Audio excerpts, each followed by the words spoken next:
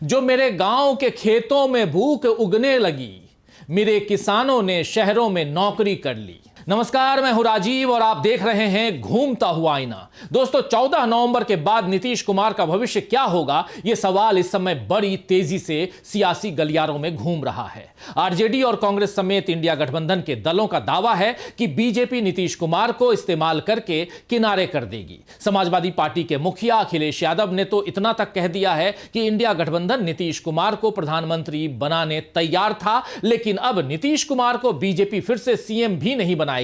आपको याद होगा कि लोकसभा चुनावों के कुछ वक्त पहले ही नीतीश कुमार ने इंडिया गठबंधन छोड़ दिया था और एनडीए खेमे में वो चले गए थे।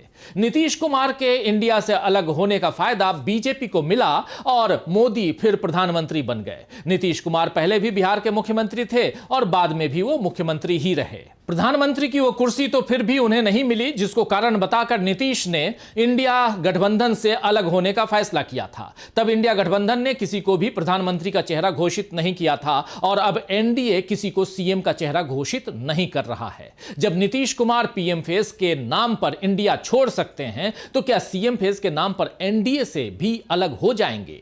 ये एक और सवाल शुक्रवार के बाद उठ रहा है। दरअसल शुक्रवार को एनडीए ने अपना घोषणा पत्र जारी किया। इसे संकल्प पत्र नाम दिया गया है।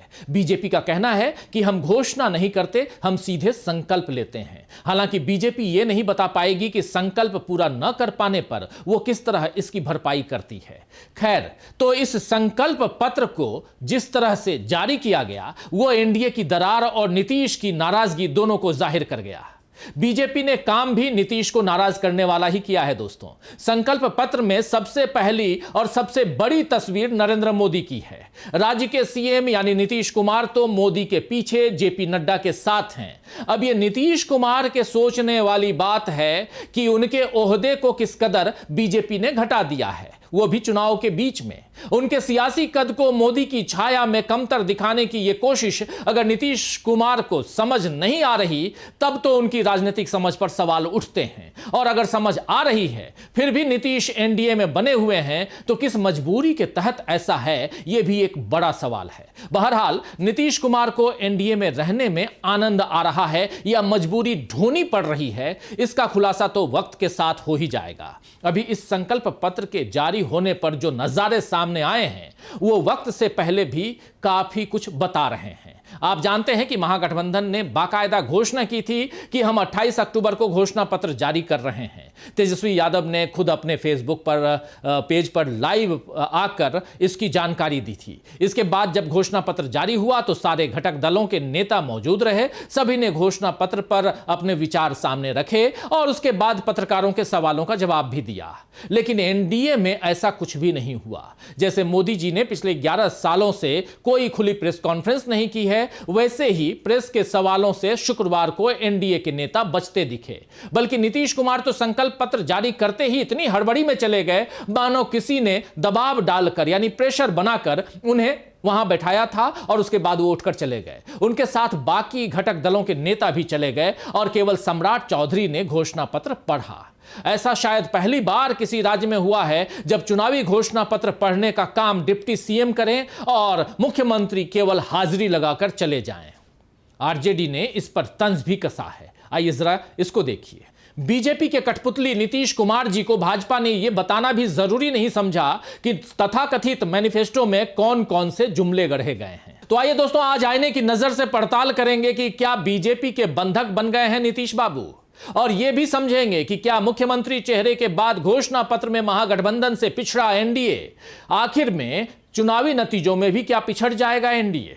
लेकिन सबसे पहले देखते हैं एनडीए के इस संकल्प पत्र में बीजेपी की छाप क्या नीतीश के सियासी जीवन पर बड़ा धब्बा बन जाएगी। एनडीए के संकल्प पत्र के न केवल कवर पेज पर नरेंद्र मोदी छाए हुए हैं, बल्कि भीतर जो घोषणाएं हैं वो बिल्कुल मोदी स्टाइल राजनीति को दिखा रही हैं। अलग अलग तबकों के लिए बड़ी बड़ी बातें करना और उन वर्गों पर ज्यादा फोकस करना जिनके वोट सीधे जीत और हार में निर्णायक साबित होते हैं, यही मोदी की राजनीति है। 2014 से देश इसी स्टाइल को देख रहा है। याद कीजिए, हर खाते में 15 लाख, साल की 2 करोड़ नौकरियां, 2022 तक किसानों की दोगुनी आय, रुपए की कीमत मजबूत करना और पेट्रोल डीजल सस्ता कर देना, न जाने कितने किस्म के वादे नरेंद्र मोदी ने किए थे। 5 साल तक लोग इन वादों के पूरा होने का इंतजार करते रहे। इस बीच नोटबंदी और जीएसटी आ गई, लोगों को नई उलझनों में उलझाया गया। फिर 2019 में पुलवामा को भुनाकर मोदी सत्ता में आए, तब देश की भीतरी और बाहरी सुरक्षा का वास्ता दिया। 2024 में मंगलसूत्र चोरी होने का डर दिखाया, लेकिन एक बार भी 2014 के वादों का जिक्र नहीं किया। अब बिहार में यही किया जा रहा है। 20 सालों से नीतीश कुमार मुख्यमंत्री हैं और इसमें लंबे वक्त तक बीजेपी उनके साथ सत्ता में रही, लेकिन एनडीए अब वादा कर रही है कि हम बिहार को बाढ़ मुक्त अगले 5 सालों में बना देंगे। कैसे बनाएंगे, इसका कुछ अता पता नहीं। बाढ़ बिहार में बड़ी ग्रामीण आबादी के लिए कैसा भयानक सच है, ये बीजेपी जानती है और इस बार उस डर को ही भुना रही है। एनडीए के संकल्प पत्र में युवा, महिला और अति पिछड़ी आबादी पर खास फोकस किया गया है। अति पिछड़ों के लिए 10 लाख रुपए का ऐलान संकल्प पत्र में है। हालांकि राहुल गांधी के सामाजिक न्याय, आरक्षण को बढ़ाने और भागीदारी के भरोसे के आगे इस ऐलान का खास महत्व नहीं रहेगा। नीतीश कुमार के शासन में कभी पेपर लीक तो कभी रोजगार या वेतन की मांग पर युवाओं पर जितनी लाठियां चली हैं दोस्तों, बीजेपी जानती है कि युवा वक्त आने पर उसका हिसाब लेंगे।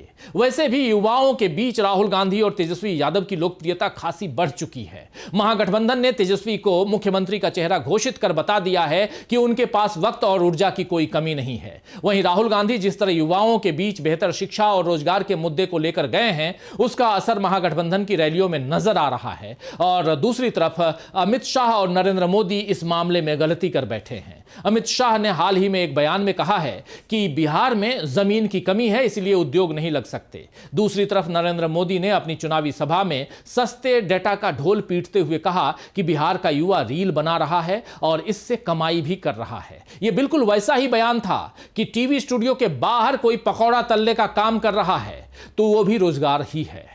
मोदी देश को विश्वगुरु बनाने की बात तो करते हैं, लेकिन उनकी सोच अगर पकौड़े से बढ़कर रील बनाने तक पहुंची है तो वो इसी को उपलब्धि मानते हैं कि देश के नौजवान इसी में अपनी ऊर्जा लगा रहे हैं, और तब तो वाकई युवाओं को भविष्य की चिंता करना ही चाहिए। हालांकि इस संकल्प पत्र में मोदी के चेहरे के साथ युवाओं के लिए जो घोषणाएं हुई हैं, उन पर सवाल उठ रहे हैं।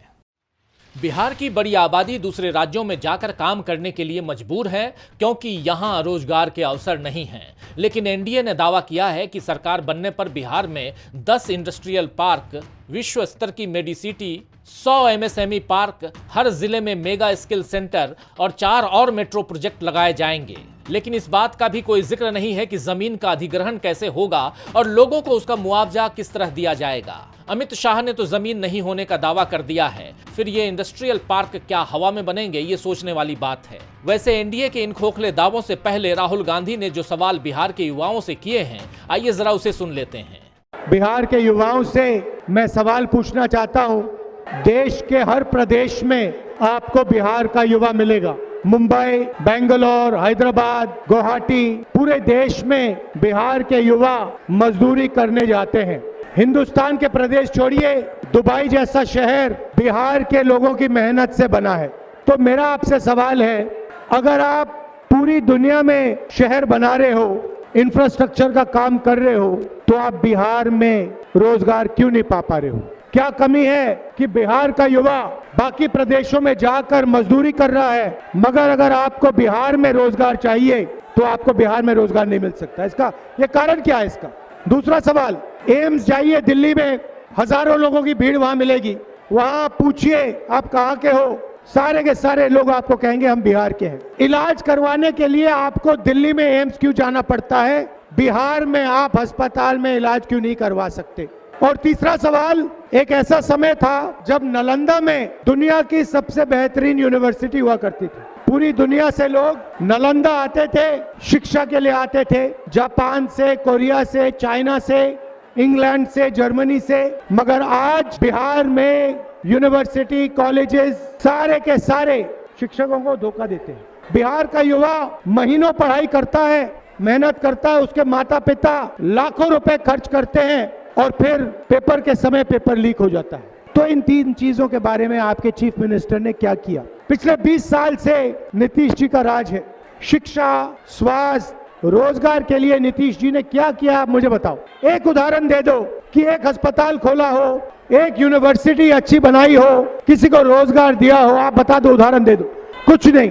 तो राहुल के इन सवालों का कोई जवाब बीजेपी और नीतीश कुमार के पास नहीं होगा। युवाओं के साथ साथ महिलाओं को साधने के लिए एनडीए ने कुछ बड़ी घोषणाएं की हैं, जिनमें 1 करोड़ महिलाओं को लखपति दीदी बनाने और मिशन करोड़पति का ऐलान महिला उद्यमियों के लिए किया गया है। बीजेपी जानती है कि महिला वोटर्स नीतीश कुमार की ताकत रही है, लिहाजा इस बार भी उन्हें लुभाने की कोशिश की गई है। मगर एनडीए से पहले तेजस्वी यादव भाई बहन योजना और उसके साथ जीविका दीदियों के लिए 30,000 मासिक वेतन का ऐलान कर चुके हैं। एसआईआर की वजह से कई महिलाओं का नाम वोटर लिस्ट से कटा है। ऐसे में महिलाओं पर एनडीए का दांव कितना कारगर साबित होगा, इस बारे में कुछ भी कहना अभी जल्दबाजी होगी। दोस्तों, बिहार में करीब 3.5 करोड़ महिला वोटर्स हैं। ऐसे में ये महिला वोटर्स इतनी ताकत रखती हैं कि वो एक तरफा ही किसी भी गठबंधन को सत्ता तक पहुंचा दें। एनडीए और महागठबंधन दोनों इस तथ्य को समझ रहे हैं और अपनी अपनी रणनीति के तहत महिला वोटर्स के लिए बड़ी घोषणाएं भी कर चुके हैं। लेकिन महिला सम्मान के नाम पर बीजेपी और नीतीश महागठबंधन से पिछड़ते हुए दिख रहे हैं। आपको याद होगा कि बिहार में एनडीए ने पीएम मोदी की मां के अपमान के विरोध में बंद करवाया था। तब नरेंद्र मोदी ने खुद कहा था कि छठी मैया इसकी सजा देंगी। मोदी ने पूरी कोशिश की थी कि किसी भी तरह इस मुद्दे पर तेजस्वी यादव और राहुल गांधी को जिम्मेदार ठहराया जाए, लेकिन उनका यह दांव बेकार साबित हुआ। इसके बाद गया जी में अपनी मां के लिए पिंडदान करने का कार्यक्रम भी नरेंद्र मोदी ने रद्द कर दिया, क्योंकि ये खबर आ गई कि उनका पिंडदान तो पहले ही वाराणसी में हो चुका है। इसके बाद छठ में अर्घ्य देने की तैयारी मोदी ने की, लेकिन यहां भी खबर आ गई कि मोदी के लिए साफ पानी लाकर अलग घाट बनाया गया। इसमें बीजेपी और घिरती, इससे पहले नरेंद्र मोदी ने अर्घ्य देने का कार्यक्रम ही रद्द कर दिया। राहुल गांधी ने यही बात अपनी चुनावी रैली में कही तो फिर से नरेंद्र मोदी और अमित शाह समेत तमाम नेताओं ने राहुल गांधी पर छठी मैया के अपमान का आरोप लगाया। हालांकि राहुल गांधी ने कहीं भी छठी मैया या व्रतियों की आस्था पर कुछ नहीं कहा, बल्कि मोदी पर आरोप लगाया कि वो छठ पूजा का नाटक करते हैं। तो राहुल के हमलों का असर मोदी और बीजेपी पर साफ साफ नजर आ रहा है। इसीलिए बीजेपी चुनाव आयोग के पास शिकायत लेकर चली गई कि राहुल गांधी ने प्रधानमंत्री के खिलाफ अपमानजनक व्यक्तिगत और अपमानजनक टिप्पणी की, जो आदर्श आचार संहिता और जनप्रतिनिधित्व अधिनियम 1951 का उल्लंघन है। भाजपा ने चुनाव आयोग से अनुरोध किया है कि चुनाव आयोग उन्हें कारण बताओ नोटिस जारी करे और बिना शर्त सार्वजनिक रूप से माफी मांगने का निर्देश दे और लोकतांत्रिक और चुनावी मर्यादा की पवित्रता बनाए रखने के लिए उन्हें एक निश्चित अवधि के लिए चुनाव प्रचार करने से रोके। अब चुनाव आयोग राहुल गांधी पर क्या कार्रवाई करता है ये तो वक्त बताएगा, लेकिन अभी मोकामा में जो बवाल मचा है उससे चुनाव आयोग भी सवालों के घेरे में आ गया है। तेजस्वी यादव ने इसी मसले पर पूछा है कि लोकतंत्र में हिंसा की कोई जगह नहीं होनी चाहिए। हम हैरान हैं कि 40 वाहनों का काफिला हथियारों के साथ लैस कैसे घूम सकता है। चुनाव आयोग क्या कर रहा है, प्रशासन क्या कर रहा है, अब तक क्या कार्रवाई की गई? चुनाव आयोग को इसका संज्ञान लेना चाहिए कि यह कैसे हुआ। इसीलिए चुनाव आयोग राहुल गांधी पर कोई कार्रवाई करेगा, इसकी संभावनाएं बहुत कम ही हैं। फिलहाल तो मोदी के पास अपने आंसुओं का हथियार है ही। एक चुनावी सभा में नरेंद्र मोदी ने कहा है कि विशेषाधिकार प्राप्त पृष्ठभूमि के लोग ये बर्दाश्त नहीं कर सकते हैं कि एक गरीब पिछड़े परिवार का चाय बेचने वाला अब देश के सर्वोच्च पद पर काबिज है। राहुल गांधी और तेजस्वी यादव पर तंज कसने में मोदी ये भूल रहे हैं कि गुजरात की सत्ता के करीब 11 साल और केंद्र की सत्ता के 11 साल यानी कुल 22 वर्षों से तो वो यानी नरेंद्र मोदी शासन चला रहे हैं। फिर चाय वाला होने और गरीबी का जिक्र कर किसे मूर्ख बना रहे हैं नरेंद्र मोदी। कुल मिलाकर बिहार में अभी एनडीए का प्रदर्शन फीका ही दिख रहा है। फीके तरीके से ही एनडीए ने संकल्प पत्र जारी किया और उसका असर भी फीका ही रहेगा, ऐसे आसार अब बन चुके हैं। खैर, शायर वहशत रजा अली कलकत्तवी ने ठीक ही फरमाया है कि मेरा मकसद कि वो खुश हो मेरी खामोशी से, मेरा मकसद कि वो खुश हो मेरी खामोशी से, उनको अंदेशा कि ये भी कोई फरियाद ना हो। तो आज के लिए बस इतना ही, फिर मिलेंगे खबरों के नए आईने के साथ। तब तक देखते रहिए डीबी लाइव। नमस्कार।